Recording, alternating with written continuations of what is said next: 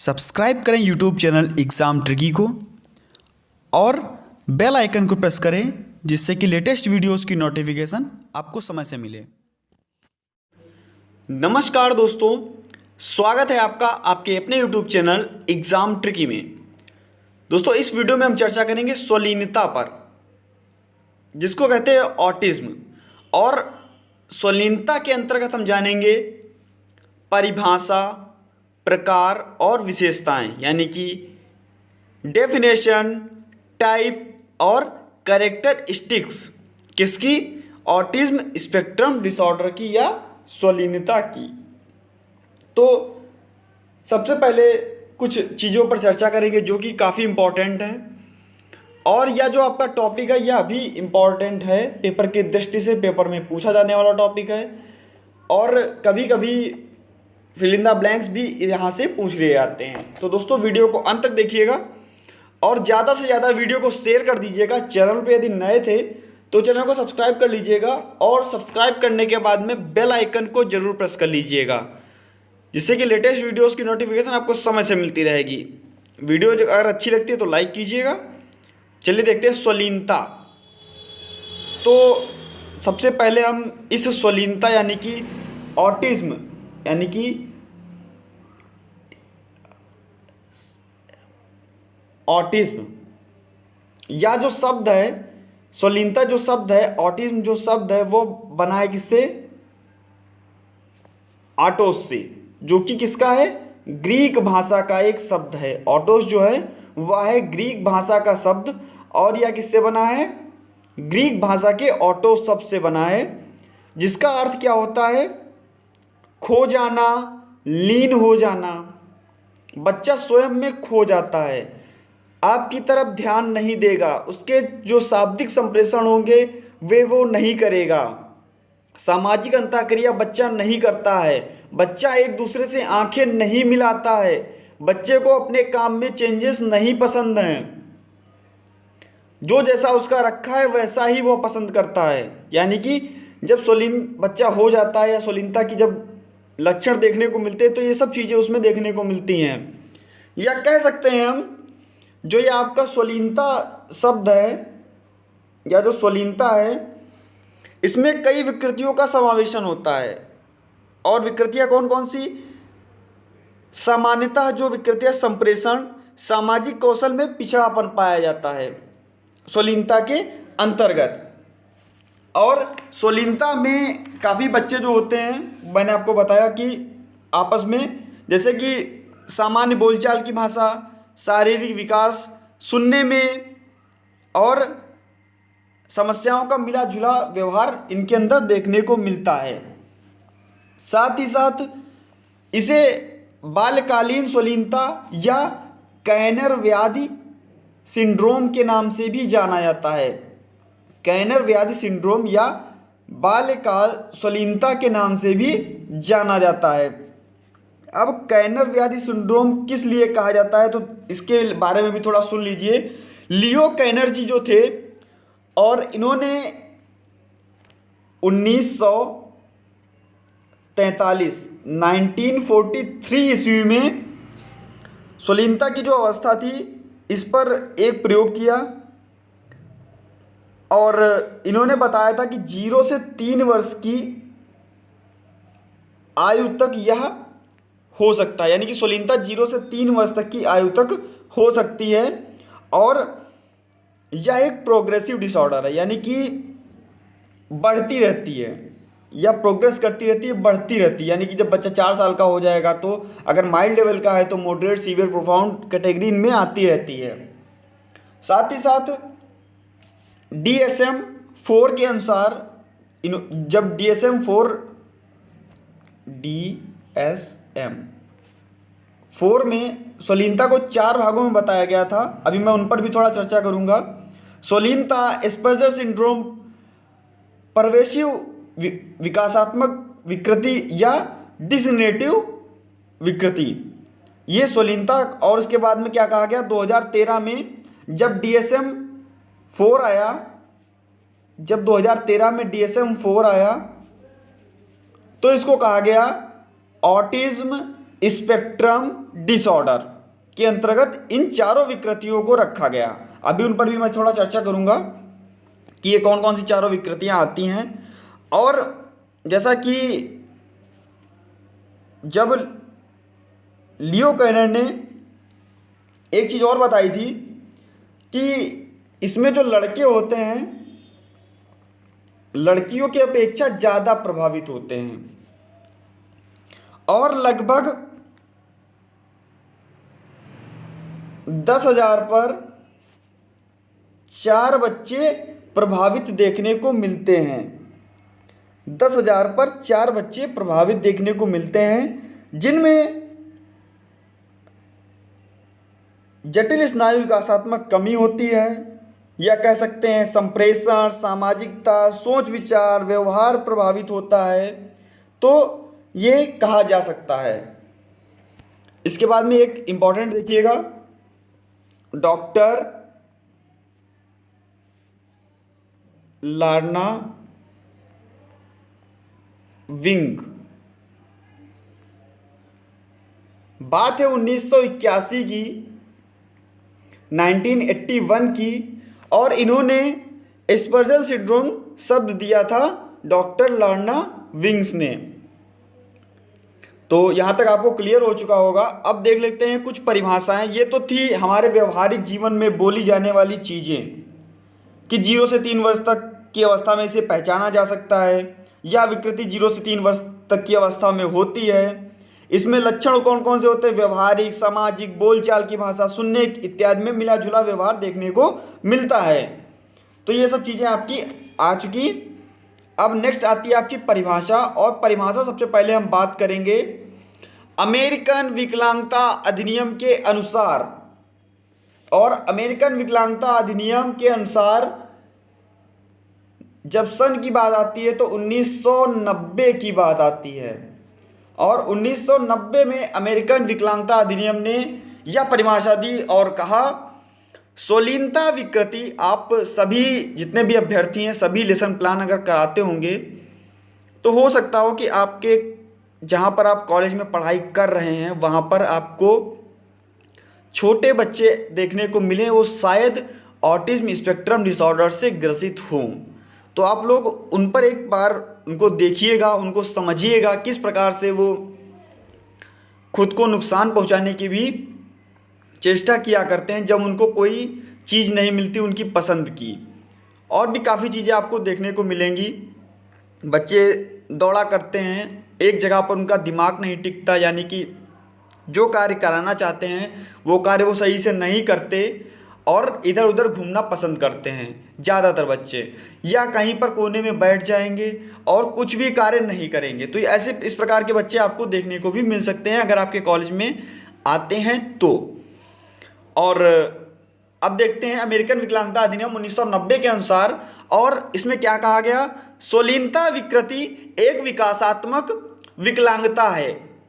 एक विकासात्मक विकलांगता है, जैसा कि मैंने आपको बताया कि 0 से 3 वर्ष तक आपको देखने को तो मिलती है यह विकलांगता या दिव्यांगता देखने को 0 से 3 वर्ष तक मिलती है, लेकिन विकासात्मक यह बढ़ती रहती है, विकासात्मक यह बढ़ती रहती है, जो मुख्य रूप से अब किसको प्रभावित करती है?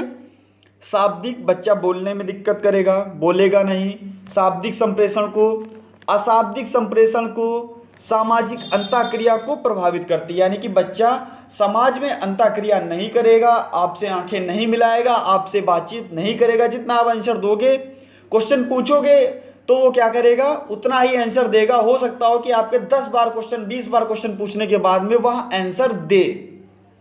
तो और इनका जो IQ लेवल होता है उस पर भी चर्चा कर ली जाए तो IQ लेवल इनका सामान्य भी हो सकता है और सामान्य से ज़्यादा भी हो सकता है।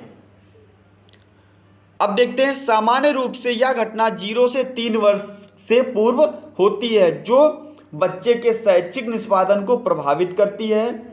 इसके कुछ ना कुछ लक्षण ऐसे होते हैं, जैसे मैंने आपको बताया, एक ही क्रिया को बार बार दोहराना। अब कभी कभी इनको जो मेन इनका प्रिय चीज़ होती है वो होती है गाना सुनना या ड्राइंग करना।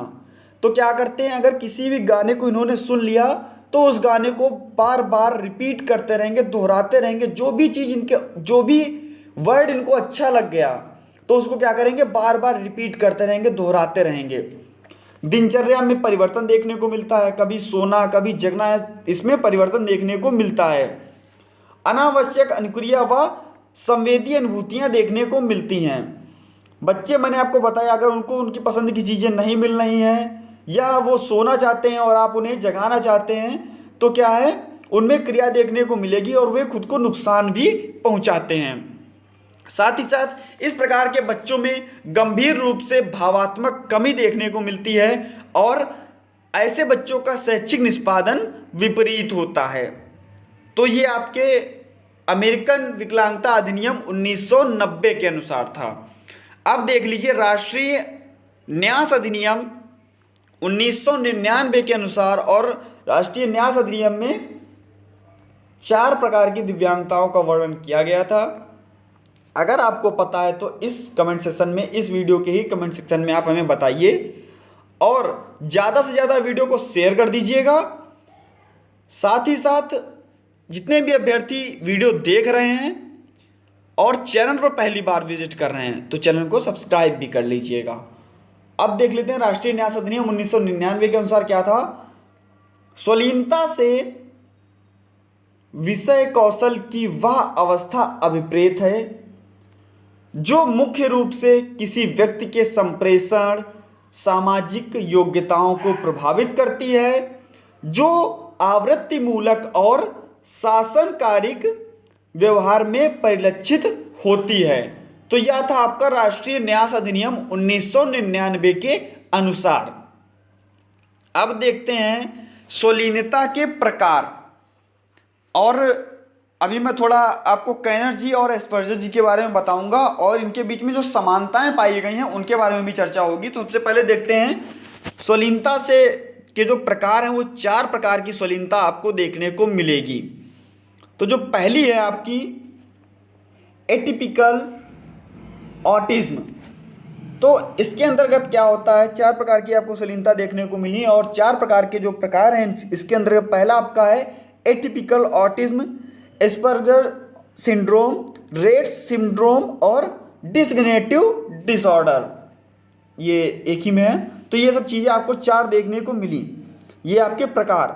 अब प्रकार के अंतर्गत, पहले प्रकार के अंतर्गत कौन कौन सी चीज़ें आती हैं देखिएगा। बहुत ही छोटी छोटी चीज़ें हैं इसमें। इस स्थिति में यानी कि एटिपिकल ऑटिज्म की स्थिति में स्वलीनता पूंजीकृत विकृतियों के सिर्फ 1 या 2 लक्षण उपस्थित होते हैं। यानी कि जो लक्षण देखने को मिलेंगे वो 1 या 2 लक्षण देखने को मिलेंगे, जैसे सामाजिक कौशल हो सकता है आपका, या बात करने में, जो सामाजिक कौशल के अंतर्गत बात करने में कमी होती है, या दृष्टि ना मिला पाना, या 1 ही 2 चीज़ें इसमें आपको देखने को मिलेंगी। नेक्स्ट आपका एस्पर्गर्स सिंड्रोम। इसके अंतर्गत क्या होता है, यह एक ऐसी अवस्था है जिसमें बुद्धि तथा मन संप्रेषण का विकास सामान्य बच्चों की तरह होता है, परंतु सामाजिक कौशल संबंधी क्षेत्रों में विकास सीमित होता है। यानी कि बुद्धि का विकास और मन का विकास जो होगा, जो उसका संप्रेषण होगा, वह सामान्य बच्चों की तरह होगा। मैंने आपसे बताया कि इनकी बुद्धि लब्धि सामान्य बच्चों से अधिक हो सकती है, और परंतु सामाजिक जो कौशल होगा उससे संबंधित जो विकास होगा वह सीमित होगा।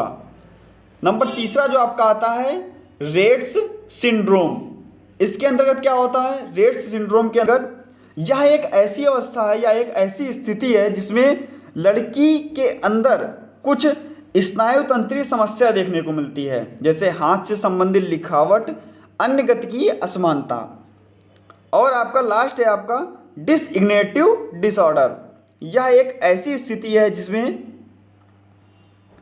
बच्चों में सामान्य विकास होने के पश्चात तेजी में से सभी कौशलों में गिरावट देखने को मिलती है। यानी कि सामान्य विकास हो रहा होगा, बच्चे का सामान्य विकास तो हो रहा होगा, लेकिन तेजी से उस सामान्य विकास में गिरावट देखने को मिलेगी। तो यह आपका आएगा डिसग्नेटिव डिसऑर्डर के अंतर्गत। अब हम जान लेते हैं कि सामाजिक क्षेत्र में लक्षण क्या क्या आपको देखने को मिलेंगे, जो बच्चे हैं उनके अंदर क्या क्या विशेषताएं लक्षण के आधार पर देखने को मिलेंगी। तो लक्षणों पे मैं बात करता हूँ। पहले आप मैं सामाजिक, फिर संप्रेषण, साथ ही साथ व्यवहारिक, संवेदनीय और खेलकूद संबंधी लक्षण। सबसे पहले मैं बात करूँगा सामाजिक क्षेत्र के लक्षण। सामाजिक क्षेत्रों के लक्षणों पे बात होगी, और जो सामाजिक क्षेत्र के लक्षण होंगे, क्षेत्र के लक्षण, तो इसके अंतर्गत क्या होगा, किसी के बातचीत एवं लाड़ प्यार से आकर्षित नहीं होते। बच्चे जो होंगे वो किसी की बातचीत से लाड़ प्यार दुलार, जो भी बच्चे को छोटे पे किया जाता है, बच्चा जब शैशवावस्था में होता है तो क्या होगा, वो उससे आकर्षित नहीं होंगे। इसमें दूसरों के व्यवहार का अनुकरण देखने को मिलता है, यानी कि जो व्यवहार दूसरा कर रहा है उनका अनुकरण देखने को मिलेगा।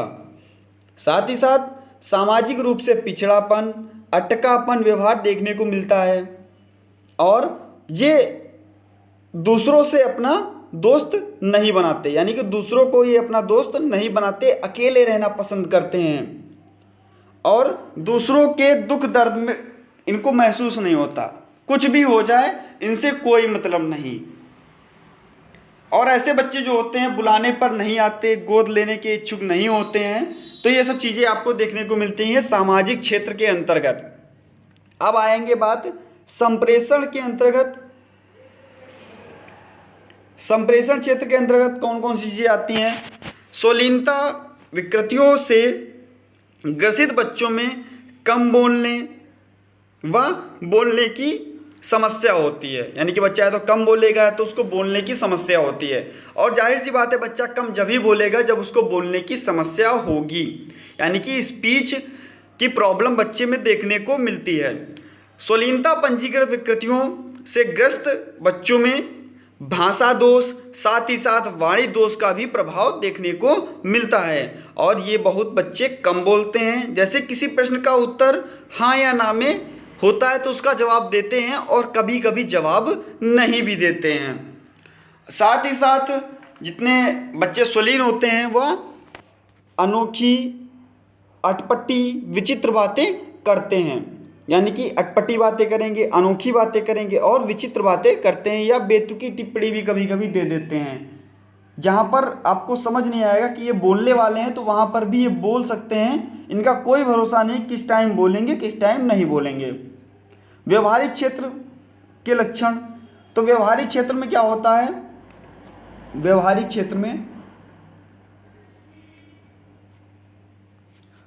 क्षेत्र के लक्षणों पे बात हो रही है। और व्यवहारिक क्षेत्र के लक्षण क्या क्या होते हैं, ये हम उम्र के बच्चों के साथ व्यवहार में अलग होते हैं। जो उनके उम्र के बच्चे होंगे उनसे क्या होगा, व्यवहार में अलग होंगे। अपने सामने व आसपास से आने वाले बच्चों पर ध्यान नहीं देते। मैंने आपको पहले भी बताया था किसी चीज़ पर उनको ध्यान नहीं देना है। बार बार दोहराते हैं चीज़ों को, एक ही जगह घूमना पसंद करते हैं, जैसे चक्कर काटना पसंद करते हैं। कभी कभी किसी खंभे को पकड़ लिया और उसी के आसपास घूमते रहे, ऐसा पसंद करते हैं।